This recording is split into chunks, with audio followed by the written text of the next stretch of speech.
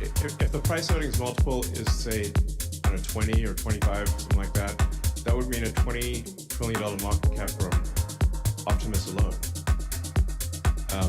And probably 5 to 10 from autonomous vehicles. So, like, I think it's actually conceivable, it's within the realm of possibility for Tesla to achieve a valuation 10 times that of the most valuable company today.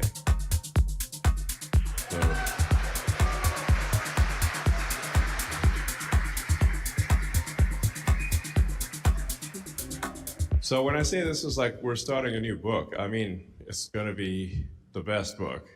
Good afternoon, everyone, and welcome to Tesla's second quarter 2024 Q&A webcast. My name is Travis Axelrod, Head of Investor Relations, and I'm joined today by Elon Musk, Vaibhav Taneja, and a number of other executives. Our Q2 results were announced at about 3 p.m. Central Time in the update deck we published at the same time as this with webcast. that, let me get into the presentation. During this call, we will discuss our business outlook and make forward-looking statements. These comments are based on our predictions and expectations as of today. Actual events or results could differ materially due to a number of risks and uncertainties, including those mentioned in our most recent filings with the SEC. Worth us just putting a word During the question and answer portion of today's call, please limit yourself to one question and follow-up. Please use the raise hand button to join the question queue. Like you can't have like a novel. Before we jump into Q&A, Elon has some opening remarks. Elon, Tesla proposal. So to recap, as you can see, our impact is accelerating. We saw a large we're starting to adoption acceleration of EVs, and then a bit of a hangover as others struggle to make compelling EVs. So there have been quite a few noticeable dent in carbon emissions. Electric vehicles so that we're are really market. making a lot of progress towards achieving mostly our goal of they've not done well, sustainability. but they have discounted their EVs very substantially, which has made the effects of more autonomy difficult is actually Tesla. is going to be we don't see this as a long-term issue, but really as carbon fairly emissions short-term. I suspect that we'll go from we still passenger cars firmly believe that 10 hours EVs of are best usage per week, for about an hour and a half a customers, day, and that to the world is probably headed a for third of the hours a week, maybe 50 fully or electrified 55 transport, hours, which means the same not just of car cars, but also will be used 5 aircraft and times boats. more often. So you need Despite many challenges, the Tesla team did a great job executing, and we did achieve record quarterly revenues. Energy storage deployments reached an all-time high in Q2, leading to record profits for the energy business. And we're investing in many future projects, including we care a lot about AI, sustainable training, and inference. And our factories are beautiful. great You deal walk of around the infrastructure factory, to support future products. It's actually, contrary to these we won't in the get too press, much it's like into a the good product vibe in the roadmap here factory. because that is People are smiling and happy. It's like reserved for it's nice. product announcement events. But we are in fact to deliver a more affordable model in the first half of next year. Really by far the biggest differentiator for Tesla is autonomy.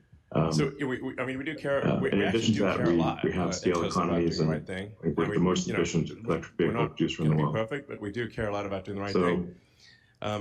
So our vehicles are water efficient, energy efficient. We try. While others are pursuing different parts of the AI robotics stack, we're pursuing all of them. This allows for better cost control, more scale, quicker time to market, and a superior product. Applying not just to autonomous vehicles, but to autonomous humanoid robots like Optimus. Anyway, the batteries are lasting full a lot longer, self-driving which is good. And robotaxi. We've made a lot of progress with full self-driving in Q2, and with version 12.5 beginning rollout, we're improving the we think affordability customers will of experience EVs. a step change Model Y is improvement comparable to a in BMW X3, but its actual how cost of well ownership on a monthly supervised basis full is self-driving much lower. works. Version 12.5 has 5 times the We were parameters number one of in EVs 12.4, globally last year. and will finally merge the highway and city stacks. But the highway stack is still, at this point, pretty old. So often the issues people encounter are on the highway. But with 12.5, we finally merged the two stacks. Let's see. Congrats to the Tesla team on making 6 million I still vehicles find full time. that most people actually don't know how good the system is. And I would encourage anyone to understand the system better the Tesla fleet simply is try it really out. becoming very Let substantial. the car It's drive going you to around. be 7 million vehicles by the end of this year. Over 7 million vehicles. So one of the things we're going to be doing just to make sure people actually understand the capabilities of the car is when delivering a new car Fremont is currently the and highest when volume picking up a car for service in North to America. just show people how to use it. And we broke the prior just production drive them record around the from block. when it was NUMMI. Once people use it at all, they tend to continue actually pretty using wild. it. So it's very we still compelling. managed to make great cars at high volume, and then this, I think, will that's a testament be to the great team we've a got. massive demand driver. Even so congrats to the unsupervised Fremont full team. self-driving will be a massive demand driver. And as we increase the miles between intervention, it will transition from supervised full self-driving to a lot of people were saying unsupervised full Cybertruck is self-driving. like fake, it's never going to come out. We can unlock massive potential. Now we're shipping a lot of Cybertrucks. We hit a weekly record. We postponed the sort of robotaxi sort of product unveil by a couple months, where it's shifted to 10/10, so the 10th of October. I think that with the Cybertruck, it really is something special. Like this is because I wanted to make some important changes that I think would improve the vehicle, the sort of the robotaxi, like the main thing that we're going to show. And we're also going really want to know show off a couple of other things. If there's so moving back a few months allowed us to show it to a kid, improve the like the robotaxi no as well filter. As okay, the kid's got like no filter, like a 5-year-old, 6-year-old, something like that, or even 3-year-old, and say, which car do you like? Cybertruck. We're also nearing completion of the south expansion of Giga Texas, which will house our largest training cluster to date. This will be an incremental 50,000 H100s plus 20,000 of our hardware 4 or like the future. It's AI5 Tesla AI computer. And it drives so well. With Optimus, Optimus is already performing tests in our factory. I think it's our best product. And we it's expect a lot of innovation. It's got a 48 volts Optimus production version 1 low voltage system in limited production. Finally, instead of 12 volts, starting early next year. 800 volt drivetrain, the world's biggest casting. Tesla consumption. It's bulletproof. All the cool things. It's just better for us to iron out the F350 issues diesel, ourselves. which is a very impressive truck. And but we expect to have several thousand Optimus robots. Quarter-mile. Produced and doing useful things by the end of next year in the Tesla factories.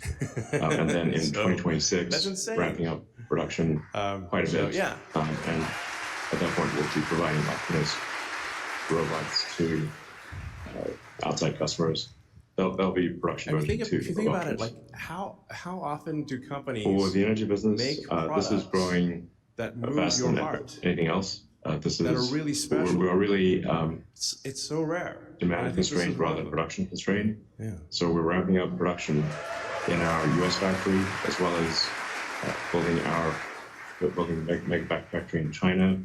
And we launched the upgraded 3, which is actually roughly double our output. I recommend trying it out. It's really maybe a great car. So and it's only $216 after gas savings. Total cost of ownership. It's basically $200 and something. We're changing the energy system, how people move around, how people approach the economy. It's like the undertaking is massive, but I think the future is incredibly bright. It's just a I really just can't emphasize just the importance of autonomy for the vehicle side and for Optimus. Although the numbers sound crazy, I think. And of course, Tesla producing at volume with and this is something that we predicted. So unsupervised FSD, essentially enabling the fleet to operate like a giant autonomous fleet, and it takes the valuation I think to some pretty crazy number. Mark Invest thinks on the order of $5 trillion. This year it will be the best selling car on earth. And long-term Optimus, I think, is achieves a valuation several times that number. I want to thank the Tesla team for strong execution and looking forward to exciting years. Obviously, we've got the Tesla Semi. Thank you very much, Elon. We're in low volume production of the Tesla Semi. And as Elon mentioned, just last week, I approved plans for volume production of the Tesla Semi. In addition to those records, we saw our automated deliveries grow sequentially. I would like to thank the entire Tesla team for their efforts in delivering a great quarter. And we launched the upgraded 3, which is actually Thank you very much. a very impressive car. So Thank you. and it's only $216 after gas savings. Total cost of ownership. It's basically $200 and something. On the auto business So front, we're going to make affordability remains a lot top of of mind for semi-trucks. customers, and in We're going to response, start off in with Q2, we offered attractive financing it's something options I to think it'll offset actually sustained high move interest the needle rates. financially. It's not These like programs it's had not an a impact on small revenue per unit in the quarter. thing. These And impacts will the persist thing into about Q3 as we have commercial already vehicles launched is similar that programs. companies that use them are We're super now objective. offering It's not extremely like competitive it's actually, financing rates I mean, in most obviously we're going parts to of make the it world. have This is the cool best time style to and buy be an a awesome Tesla. car. I mean, if But you're for commercial waiting on the vehicles, sidelines, the companies that come make out the and buying get your decisions, car. they just look at it and say, like, We what are had the a numbers? record quarter Like, on is regulatory this credits cost revenue less and to as well. transport or On cost more to net, our transport commodities than say, a diesel truck? remain And flat the things, the sequentially. economics It is important to are note much that the better demand for than a diesel regulatory truck. credits It's is kind of basically dependent no-brainer. on other OEMs' plans If you're a for the transport kind of company, you don't vehicles they're use an electric, manufacturing the Tesla and electric selling, semi, you're as just well as losing money. changes in Why regulations. would you do that? We pride ourselves to be the Not like the money. company with the most electric cars, and are But if continuing you our do like journey to money, further localize then our supply I chain, recommend not using just a in the Tesla US, semi. but in Europe and China, as well for respective factories. So, As always, our focus is on providing the most compelling products at a reasonable I think price. this is really We going have to stepped up our efforts to provide more trims that have estimated actually range of more than sell at a 300 scale miles that on a people single will be charge. surprised at, We and will believe actually move the this, needle financially along and with do a the lot of good. expansion of our supercharging network, is the right Also strategy to for combat CO2 range and anxiety. sustainability, Since because the revision of semis FCC are pricing in driven all North the America, time. we've seen Actually, traction rates even increase at much meaningfully, smaller numbers, they and have expect a this very to big be a effect on driver total of vehicle carbon sales emissions sold. as the feature set improves further. Cost per vehicle declined sequentially when we remove the impact of Cybertruck. While I we think are this is going to be experiencing pretty material special. costs trending down, So, note that there is latency on the cost side, and such you know, some of them, reductions I will think show up people in the maybe P&L at first may when the think, oh, it's vehicles not going to built be with these that materials amazing, get but delivered.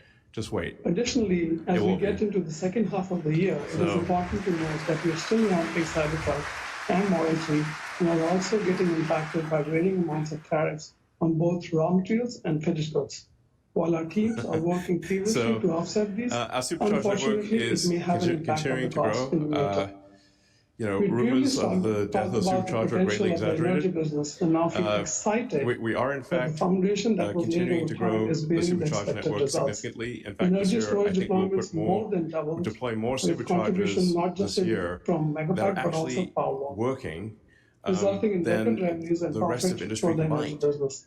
Just Energy FYI. storage backlog is strong. So, As discussed before, deployments will fluctuate from period to period, with some quarters now we are going to be seeing more large careful about, increases like, and others seeing a you know, decline. the Recognition of storage gigawatt hours efficiency is of where we dependent on deploy a variety of superchargers. factors, including But for sure, logistics any place that timing, has congestion, as we send any units sort from a of single missing factory to parts of the markets map that across we're the missing, world, we're going to customer put the superchargers readiness, there. and in case of So, EPC projects on construction even for the activities. remainder of the year, we expect to spend about Moving on to the $500 other million parts of the business, service on and supercharger other gross deployment. So profits it's also very improved significant. It'd be sequentially from well the spent improvement in $500 million. service utilization So and this growth is in our collision repair business.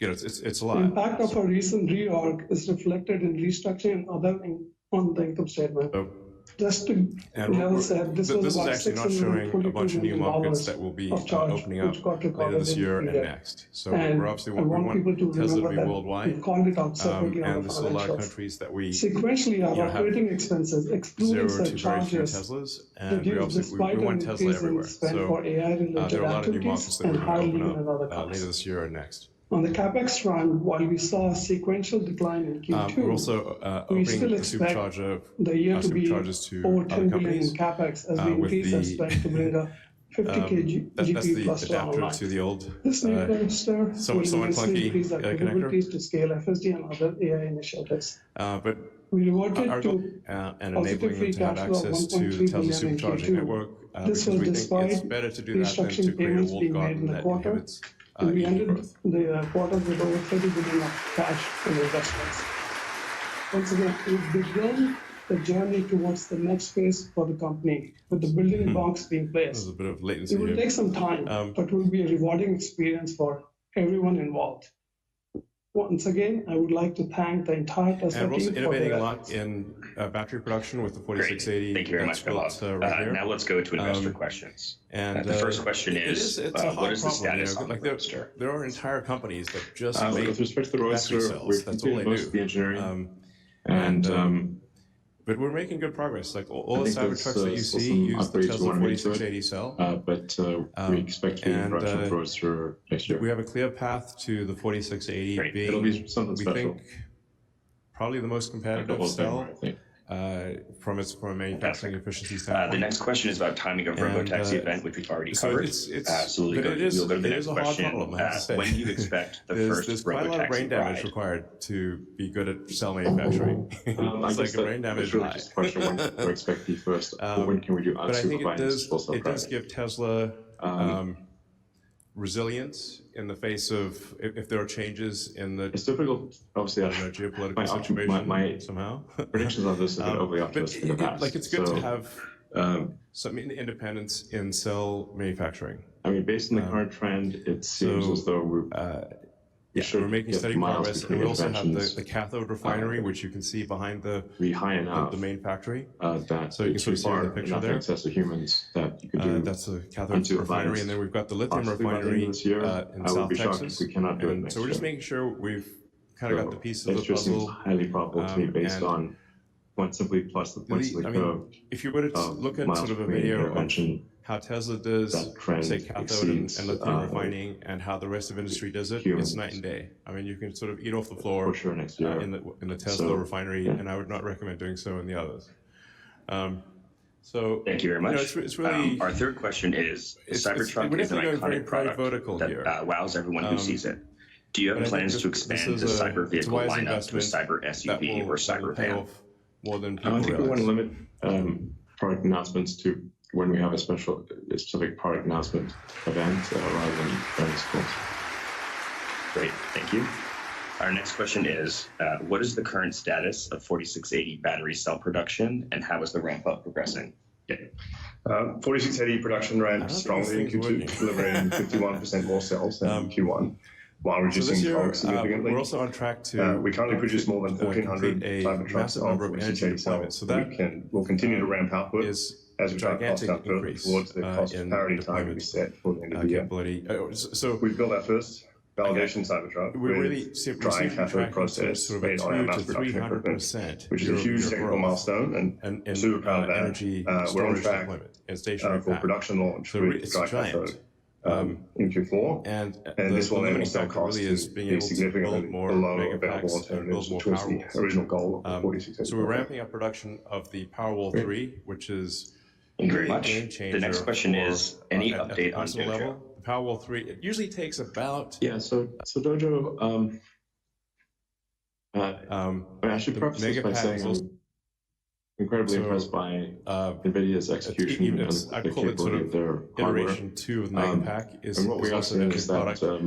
the demand for NVIDIA hardware is so high that Megapack 3, which is it's probably often a difficult couple to years get away, the we'll GPUs. Actually absorbing more and more of the substation of the sort of power electronics. I guess I'm quite concerned about actually being able to get with the Megapack where you can literally just take the high voltage power lines and when plug we them want in. them. There's no substation. We just plug them in. I think this just drop it requires down, that we drop it down and plug it in. That's put a lot more effort on works. Dojo in order to have it's like mind blowing for the utility industry, by the way. So what? We are going to double down on Dojo. You just plug the wires in and it'll work. We do see a path to being competitive for with very high NVIDIA voltage. with Dojo. So and I think we kind of have no choice. Is actually going to be a major. The demand for this is NVIDIA is so high. This is great. Excellent work by the energy storage team. Their obligation essentially to raise the price of GPUs to whatever market will bear, which is very high. So services and other are also looking really good. So we're actually now making money on the services and other stuff. Great.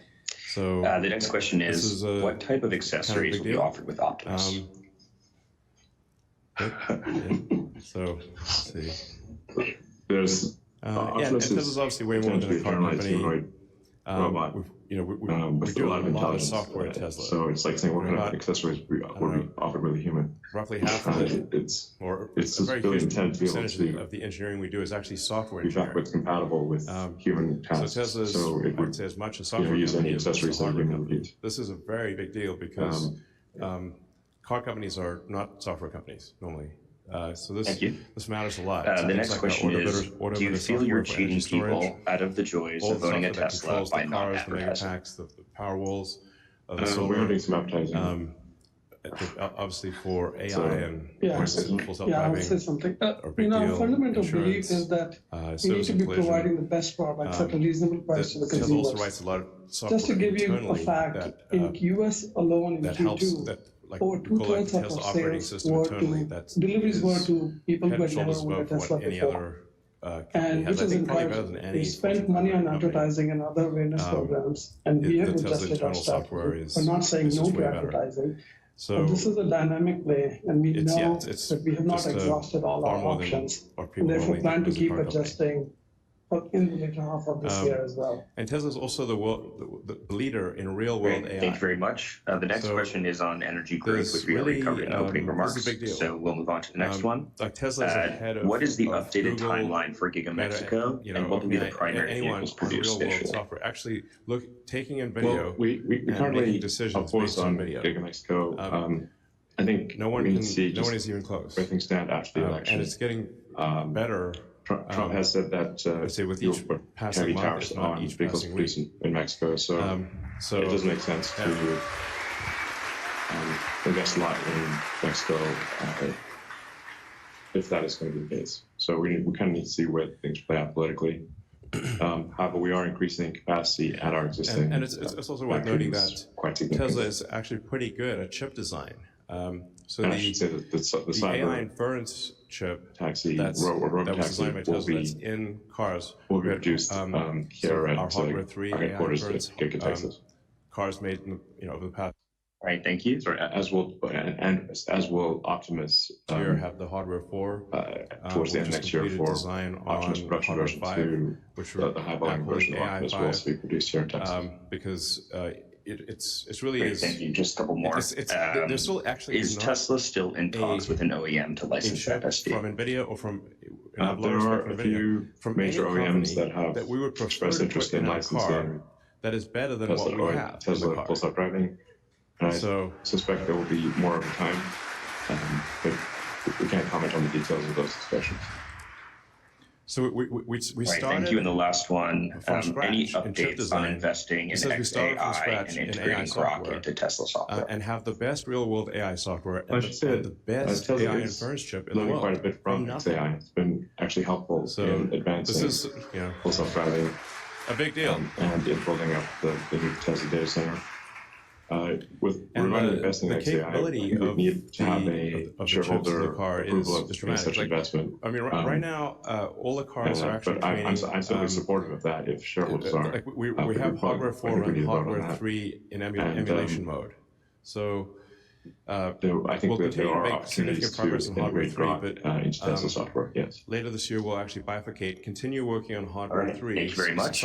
And now we will move on to analyst questions. The first question comes from Will Stein from Truist. Will, please go ahead and unmute yourself. On Hardware 4. Great, thanks so much for taking my question. This relates a little bit to the last one that was asked. Elon, I share your strong enthusiasm about AI, and I recognize Tesla's opportunity to do some great things with the technology, but there are some concerns I have about Tesla's commercialization, and that's what I'd like to ask about. Specifically, there were some news stories through the quarter that indicated that you redirected some AI compute systems that were destined for Tesla instead to XAI or perhaps just Hardware 3, and we still have a long way to go before we reach the limits of Hardware 3. Quarters ago, if you recall, I asked about your ability to hire engineers in this area, and you noted that there was a great desire for some of these engineers to work on projects that were involved with, 18 months or so. Some of them weren't 10 times more capable at XAI or perhaps even X again. So the question is, when it comes to your capital investments, your AI R&D, your AI engineers, how do you make allocation decisions among these various ventures, and how do you make Tesla owners comfortable that you're doing it in a way that really benefits of reliability the car gets? Thank you. Yeah, I mean, I think you're referring to a very like an old article will go into Optimus regarding as well. So the same GPUs chip will go into I think that's like six or 7 months old. Is an Optimus. Tesla simply had no place to turn them on. AI5, which we're calling So it would have been a waste of Tesla capital because we would just have to order H100s and have no place to. And it's really just a staggering amount of compute. It's very power efficient compute. So it's got to be, because if you're in a mobile application like a humanoid robot or a car, you can't just be sucking down 10 kilowatts no place to actually like you can in a data center. So you've got to be very power efficient. We've been working 24/7 to complete the south extension on the Tesla big factory here in Texas. That south extension is what will house the 50,000 H100s. Hardware 5, and we'll be able to go probably up to about 700 or 800 watts. But it'll power fluctuate contingent upon the complexity of the scene that it is. We needed that to be complete. Parking lot, you can't just areas like order GPUs and turn them on with no. You need a data center. It's not possible. Don't have to think very much. Just like a person. Like if you're in a complicated traffic scenario, you've got to think a lot more than if you're just cruising along on an empty road. Does Tesla no good to have GPUs that can't turn on? But something that I think is potentially interesting down the road is like at some point the Tesla fleet, I think, will probably be really just over 100 million vehicles. We are moving GPUs in there. And if each vehicle has a kilowatt of with regard to efficient inference compute, I think there's sort of Amazon Web Services, AWS type opportunity. So because what I was finding you got 100 million vehicles with a kilowatt of efficient inference compute. You've got 100 gigawatts of compute. Interested in working on AGI. Like 100 gigawatts of compute is a lot, and it's distributed all over the world. And they want to start. So when a car is not in autonomous mode, it was a case which of I think probably either a is startup or doing robotaxi work maybe 50, and I'm involved, 60 hours a week. Do a startup and I'm not at 100 hours a week, it's not. This wasn't. It's probably stationary. So there's 100 hours. They were not going to come to Tesla under any gigawatts circumstances of inference compute, which I think we should use. So why not? Yeah.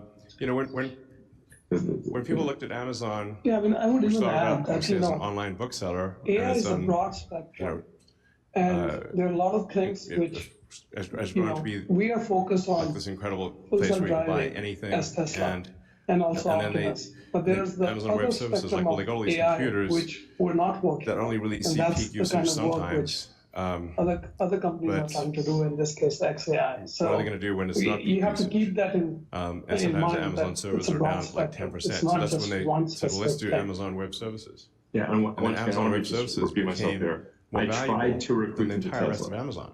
Including to say, like, you can work on AGI if you want.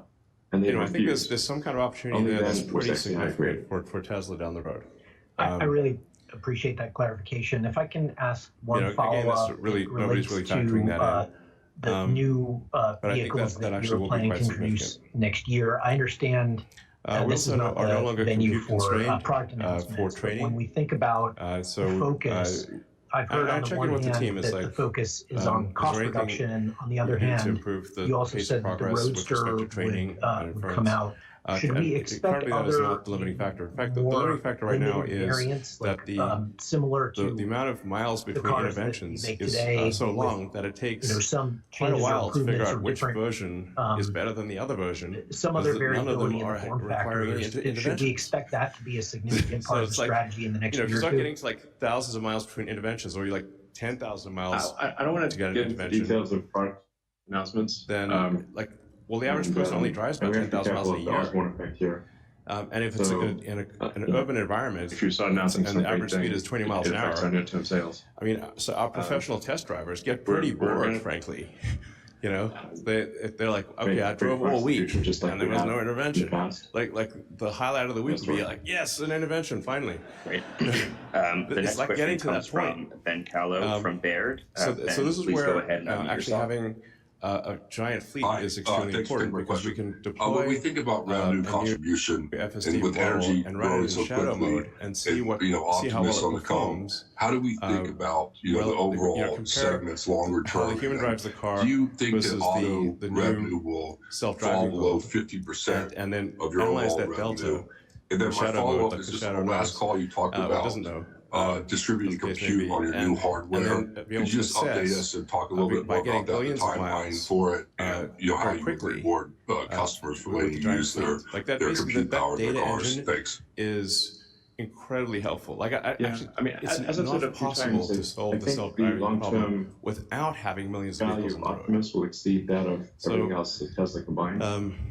So that's actually it's like simply figuring out clever you simply consider the usefulness, utility of a humanoid robot that can do which will be dedicated to pretty much hardware anything you for ask it training.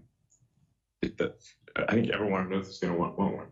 There's 8 billion people on Earth, so that's 8 billion right So there. we'll Then you've bifurcate got, hardware 3 and hardware 4 training later this year. all of the industrial uses. We'll keep improving hardware 3, but at least as we're going much, to uncork if the not full way more. capability of hardware 4 as So well. I suspect that the long-term demand for general purpose humanoid robots is in excess of 20 billion units. And I think most people here have tried out version Tesla 12. is has the most advanced humanoid robot in the world. It's also very We good did say like manufacturing, which unsupervised full self-driving will be version 12. So a lot of experience with. we are actually the most just experience keeping the with version mobile arbitrarily at 12. So we have all of the ingredients. I think we're unique in having all of the ingredients necessary for large-scale, high-utility, generalized humanoid robots. 12.4 is actually like a whole different version than 12.3, and 12.5 is a whole different version of 12.4. The ARK Invest analysis. So you'll see really market cap of on the order giant of $5 improvements. trillion I think sometimes factor of 10 improvements maybe more for between successive versions. And it's several times that number for general purpose humanoid robots. I mean, at that point, I'm not sure what then, as I mentioned, means. The way it'll work for the existing fleet is we'll be able to add or subtract your car to the fleet as in you'd the like. AI scenario, we're headed for an age of abundance. And there will also be Tesla-owned cars. So it'll be a combination of like Uber plus Airbnb. But so it's wild. It'll be pretty wild that there'll be a software update, and then the whole fleet suddenly becomes accessible. The distributed compute. It's like suddenly you've got distributed compute. 7 million, 10 million cars. It seems like a pretty obvious thing to do. Ultimately, tens of millions of cars that can do I think the autonomous driving. Distributed compute And instead of being interesting is with next generation Tesla AI chip, which is so it's pretty wild to just be in Palo Alto with a bunch of cubes, and then a humanoid robot just walks from past. the standpoint of inference capability, comparable to a V200. We've made a massive amount of progress with Optimus in a short period of time, and we're aiming from someone pretending to be a robot dancing in a suit at the end of next year and scale production to in 26. a pretty hodgepodgey robot to a robot that is actually doing useful tasks in the factory today. If you've got So we have 2 Optimus robots in our Fremont factory that are doing basically this task, which is taking cells off the end of the line and placing them in a shipping container. I think we actually have quite a few of these cruising around our offices in Palo Alto. Computing. I think we need a better word than GPU, because so GPU is graphics processing unit. And I think we've got kind of like one major hardware revision, AI compute, which should be done by end of this year or early next. And then we'll move into a limited production next year of Optimus. Limited production for use in our factories, where we'll test out the product. At some point, 100 million vehicles with AI 5 and beyond. Eat our own dog food, or whatever the electronic equivalent of that is. And there may be billions of but I think like next year, my prediction is next year we'll have over 1,000, maybe a few thousand Optimus robots working at Tesla. Computing can have used for the humanoid robot in 4 to 5. So I think that's a pretty obvious thing. And things are going to scale up very rapidly from there. All right, thank you. Well, the next question comes from Alex Potter. The degree of autonomy will Alex, be please go ahead and unmute yourself. radically better. You'll just literally be able to talk to it and say, "Please do this task," or "I'm going to show you something." Ask a question do on the thing that I'm showing licensing. you. You mentioned that in passing previously. Was And just wondering if you can elaborate get to the point where it can watch a video of something like a person. I guess presumably this would not be some and then sort of learn simple just by looking at that video and proposition do that task. Presumably an OEM would need, I don't know, several years to develop its own vehicle platform. Really, it's going to be quite FSD. something. I imagine they would need to adopt and I'm confident of architecture, the prediction that sensor stack. There will be more. Correct me if I'm sort of misunderstanding this. Like but the if you had ratio a cooperative agreement of humanoid robots to humans will be greater than 1 to 1. Then presumably it would take you several years before you'd be able to more than 10 billion humanoid robots in the world. Is that the right way to think about that? Probably 20 or more. Yes. The OEMs do not move fast. There's not really a sensor suite. It's just cameras. But they would have to integrate our It's actually very challenging to do Optimus as a robot startup, because what we found to make Optimus work, we've had to design from first principles, from scratch. With the Tesla system, that you need kind of a gateway computer too. So it's really gateway computer. Every part of the robot. So the motors, the gearbox, the sensors, Tesla AI, the power electronics, 7 cameras, the communication system, everything had to be done from scratch. We found that there's basically nothing. There's no supply chain. The auto industry moves. So even though there are many electric motors made in the world, there's no supply chain for the types of motors and sensors and gearboxes that are needed more or less what I expected. for a humanoid robot. The follow-up here is if you did sign, what you're seeing here is our current generation with another automaker, when do you think you would which has 11 degrees of freedom. Would you do it right next when you sign the agreement, 22 or degrees of after freedom. that multiple years has It will passed be able and to the play the vehicle is piano. ready to be rolled out? So it's really like, wow. I think it depends on the air. Now, of course, like I said, we need to make sure you don't have the Terminator scenario. That's very important. So safety of the humanoid robot will be very important.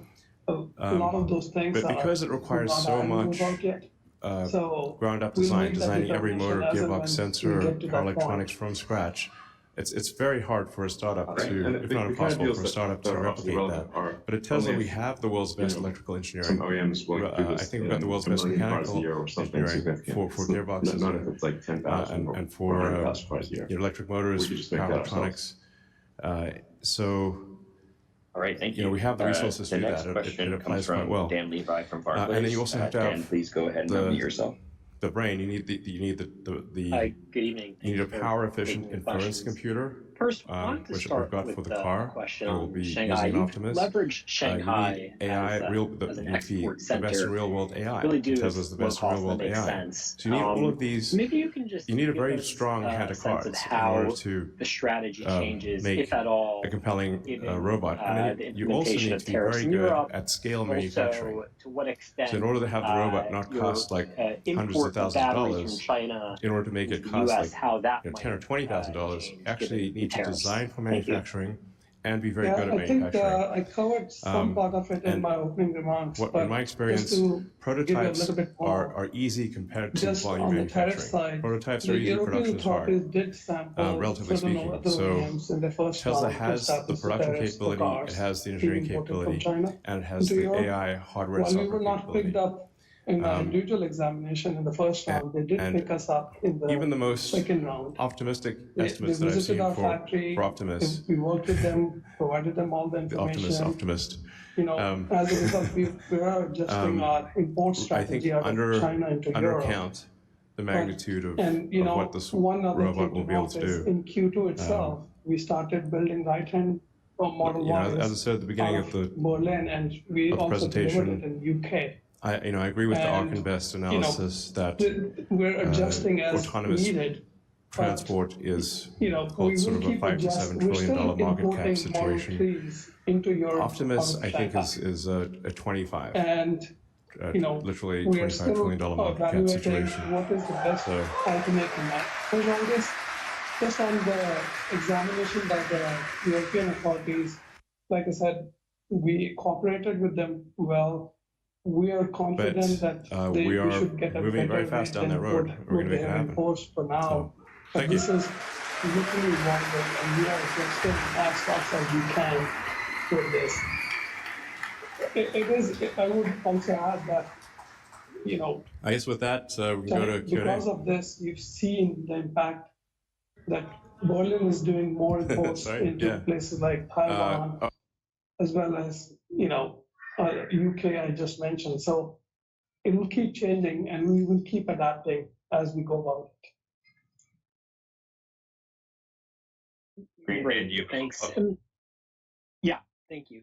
As a follow-up, I wanted to ask about the robotaxi strategy, and specifically the shareholder deck here notes that the release is going to be one of the gating factors is regulatory approval. So maybe you could help us understand, which regulations specifically are the ones that we should be looking for. Is it FMVSS that's standard? And then, to what extent does the strategy shift? You've done with FSD more of a nationwide, no boundary approach.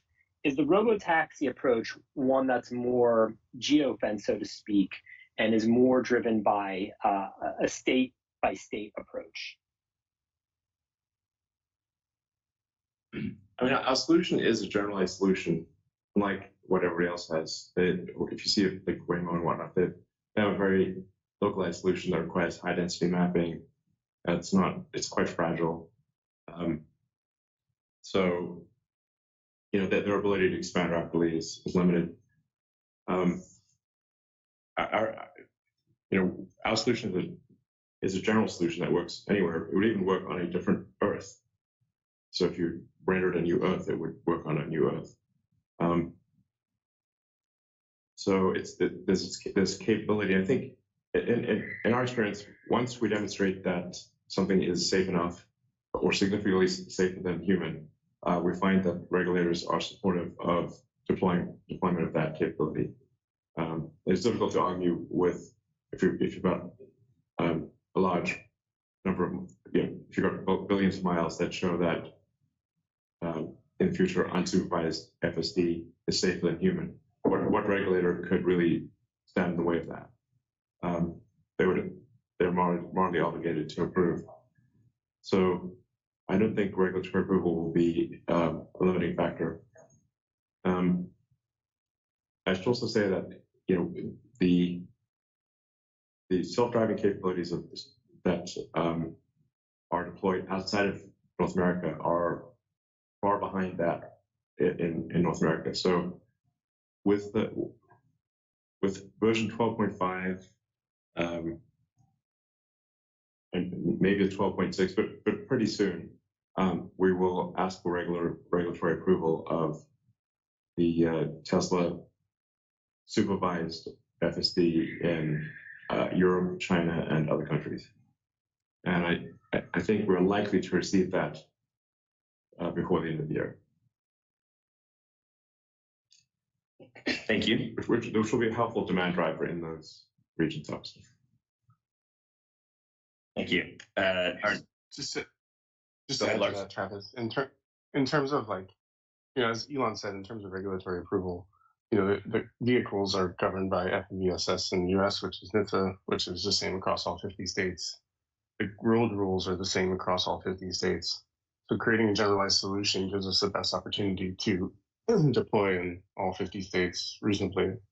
Of course, there are state and even local municipal level regulations that may apply to, being a transportation company or deploying taxis. But, as far as getting the vehicle on the road, that's all federal, and that's very much in line with what Elon was just suggesting about the data and the vehicle itself. And to add to the technology point, the end-to-end network basically makes no assumption about the location. You could add data from different countries and it would just perform equally well there.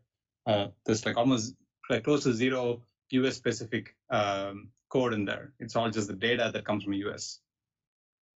Yeah, to that end, Ashok, it's we can go as humans to other countries and drive with some reasonable amount of assessment in those countries. And that's how you design the FSD software. Yeah, exactly. Great, thanks guys. The next question comes from George from Canaccord. George, please go ahead and unmute yourself. Hi, everyone. Thank you for taking my questions.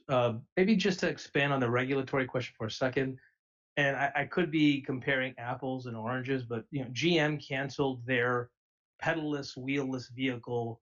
And according to the company this morning, their decision was driven by uncertainty about the regulatory environment. And from what we understand, and again, maybe I'm wrong here, but the robo-taxi that has been shown, at least in the images of the public, is also pedalless and wheelless. Is there a different regulatory concern just if you deploy a vehicle like that doesn't have pedals or a wheel, and that may be different from just regular FSD on a traditional Tesla vehicle? Thank you. Well, obviously, the real reason that they canceled it is because GM can't make it work, not because of regulators. They're blaming regulators. That's misleading of them to do so, because Waymo is doing just fine in those markets. So it's just that their technology is not up to par. Right. And maybe just as a follow-up, I think you mentioned that FSD take rates were up materially after you reduced the price. Is there any way you can help us quantify what that means exactly? Thank you. Yeah, I mean, we've shared we've seen a meaningful increase. I don't want to get into specific because we started from a low base, but we are seeing encouraging results. And the key thing here is, like Elon said, you need to experience it, because words can't describe it till the time we actually use it. And that's why we are trying to make sure that every time a car is getting delivered, people are being showed how this thing is working, because when you see it working, you realize how great it is. I mean, just to give you one example, so again, there's a biased example, but I have a more than 20-mile commute into the factory almost every day. I have 0 interventions on the latest stack, and the car just literally drives me over. And especially with the latest version, wherein we're also tracking your eye movement, the steering wheel nag is almost not there, as long as you're not wearing sunglasses. Well, we're fixing the sunglasses thing. It's coming soon, so you will be able to drive. You'll be able to have sunglasses on and have the car drive. Yeah. But there's a fair number of times I've talked with smart people who like live in New York or maybe downtown Boston and don't ever drive, and then are asking me about FSD, and I'm like, you can just get a car and try it. If you're not doing that, you have no idea what's going on. Thank you. The next question comes from Pierre from New Street. Pierre, please unmute yourself.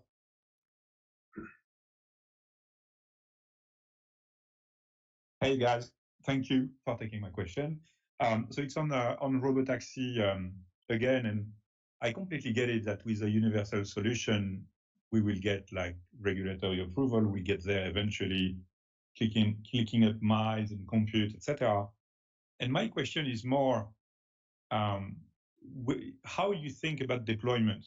Because I'm thinking once you have a car that can drive everywhere, that can replace me, it can replace a taxi. But then to do the ride-hailing service, you need a certain scale. And that means a lot of cars on the road, and so you need an infrastructure to just maintain the cars, take care of them, etc. And so my question is, are you already working on that? Do you have already an idea of what your plan to deploy looks like? And is that like a Tesla only plan, or are you looking at partners, local partners, global partners to do that? And I'll have a quick follow-up. No, this would just be the Tesla network. You just literally open the Tesla app and summon a car, and we send a car to pick you up and take you somewhere. We'll have a fleet that's, I don't know, on the order of 7 million that are capable of autonomy soon. In the years to come, it'll be over 10 million, then over 20 million. This is immense scale. And the car is able to operate 24/7, unlike the human driver. So the capability to, there's this basically instant scale with a software update. And now this is for a customer-owned fleet. So you can think of that as being a bit like Airbnb. Like, you can choose to allow your car to be used by the fleet, or cancel that and bring it back. It can be used by the fleet all the time. It can be used by the fleet some of the time, and then Tesla would share in the revenue with the customer. But you can think of the giant fleet of Tesla vehicles as like a giant sort of Airbnb equivalent fleet, Airbnb on wheels. Then in addition, we would make some number of cars for Tesla that would just be owned by Tesla and be added to the fleet. I guess that would be a bit more like Uber. But this would all be the Tesla network. And there's an important clause we've put in every Tesla purchase, which is that the Tesla vehicles can only be used in the Tesla fleet. They cannot be used by a third party for autonomy. Okay. And do you think that scales like progressively, so you can start in a city with just a handful of cars and you grow the number of cars over time, or do you think there is like a critical mass you need to get to be able to offer like a service that is of competitive quality compared to what like Uber would be typically delivering already? I guess I'm not conveying this correctly. The entire Tesla fleet basically becomes active. This is obviously, maybe there's some number of people who don't want their car to earn money, but I think most people will. It's instant scale. Thank you. Our next question comes from Colin from Oppenheimer. Colin, please unmute yourself.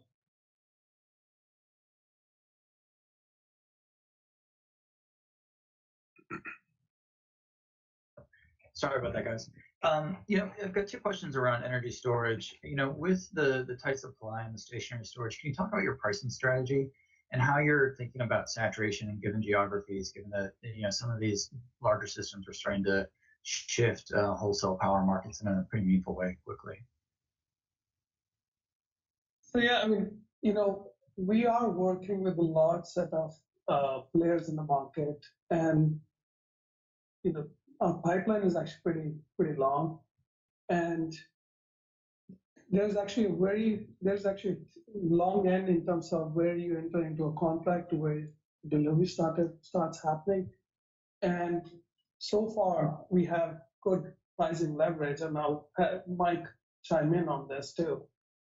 Yeah, there's a lot of competition from Chinese OEMs, just like there is in the vehicle space. So we're in close contact with our customers and making sure that we're remaining competitive in where they're needing to be competitive to secure contracts to sell power and energy in the markets. We had a really strong contracting quarter and continue to build our backlog for 2025 and 2026. So we feel pretty good about where we are in the market. We realize that competition is strong, but we have a pretty strong value proposition with offering a fully integrated product with our own power electronics and site level controls. So yeah, and again, the aspect which people do not fully understand is that there's also a whole software stack which comes with our Megapack. Right. And that is a unique proposition which we have, which is only available to us, and we're using it with other stuff too. But that gives us a much more of an edge as compared to the competition. Yeah. We find customers that they can sort of put together a hodgepodge solution, and then sometimes they'll pick that solution, and then that doesn't work, and then they come back to us. Yeah, and we're not really seeing saturation on a global scale. There's little pockets of saturation in different markets, but we're more seeing that there's markets opening up given demand on the grid just continues to increase more than anyone expects. So that just opens up markets, really across the world in different pockets. Yeah, just even on the AI compute side, right? These GPUs are really power hungry, and the amount of new pipeline which we're getting for people for data center backup and things like that is increasing at a pretty large scale. Yeah. Thanks so much. And then the follow-up here is around the 4680 process technology, and the roll-to-roll process. You there's some news around your equipment suppliers. Can you talk about how far along you are in potentially qualifying an incremental supplier around some of those critical process technology steps? Yeah, I can talk about that. As you're probably referring to the lawsuit that we have with one of our suppliers. Look, I don't think this is going to affect our ability to roll out 4680. We have very strong IP position in the technology, and the majority of the equipment that we use is in-house designed, and some of it's in-house built. And so we can take our IP stack and have someone else build it if we need to. So that's not really a concern right now. Yeah, I think people don't understand just how much demand there will be for grid storage. They really just, like, the people, I think, are underestimating this demand by probably orders of magnitude. So the actual total energy output of, say, the US grid is, if the power plants can operate at steady state, is at least 2 to 3 times the amount of energy it currently produces, because there are huge gaps. There's a huge difference in the from peak to trough in terms of energy or power generation. So, in order for a grid to not have blackouts, it must be able to support the load at the worst minute of the worst day of the year, the coldest or hottest day, which means that for the rest of the time, the rest of the year, it's got massive excess power generation capability, but it has no way to store that energy. Once you add battery packs, you can now run the power plants at steady state. Steady state means that basically any given grid anywhere in the world can produce, in terms of cumulative energy in the course of the year, at least twice what it is currently producing. In some cases, maybe 3 times. All right, thank you. This is a very profound thing.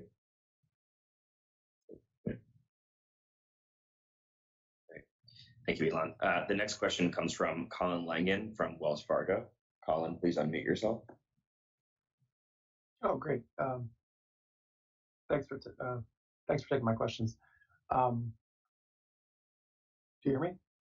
Yeah. Yeah. Oh, okay. Sorry. I guess we're going to ask, if Trump wins, there's a higher chance that IRA could get cut. I think, Elon, you had commented online that Tesla doesn't survive on EV subsidies. But when Tesla lose a lot of support, if IRA goes away, I think Model 3 and Y get IRA help for customers, and I think your batteries get production tax credits. So just can you clarify if IRA ends, would it be a negative for your profitability in the near term? Why might it not be a negative? And then, any framing of the current, support you get IRA related.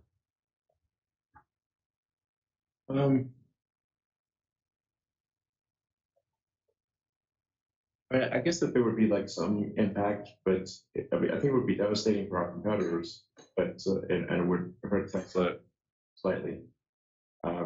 But long term, probably actually helps Tesla. That would be my guess. But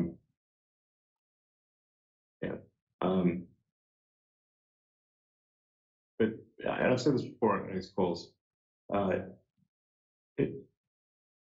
The value of Tesla overwhelmingly is autonomy. These other things are in the noise relative to autonomy. So I recommend anyone who doesn't believe that Tesla will solve vehicle autonomy should not hold Tesla stock. They should sell their Tesla stock. If you believe Tesla will solve autonomy, you should buy Tesla stock. And all these other questions are in the noise. Yeah, I mean, I'll add this just to clarify a few things, that at the end of the day, when we are looking at our business, we've always been looking at it whether or not IRA is there. And we want our business to grow healthy without having any, subsidies coming in, whichever way you look at it. And that's the way we have always modeled everything. And that is the way internally also, even when we're looking at battery costs, yes, there are manufacturing credits which we get, but we always drive ourselves to say, okay, what if there is no IRA benefit? And how do we operate in that kind of an environment? And like Elon said, we definitely have a big advantage as compared to our competition on that front. We've delivered it, and you can see it in the numbers over the years. So there is, you cannot ignore the fundamental sides of the business. And then on top of it, once you add autonomy to it, like Elon said, it becomes meaningless to even think about the short term. Okay. I think that's unfortunately all the time we have for today. We appreciate all of your questions. We look forward to talking to you next quarter. Thank you very much and goodbye.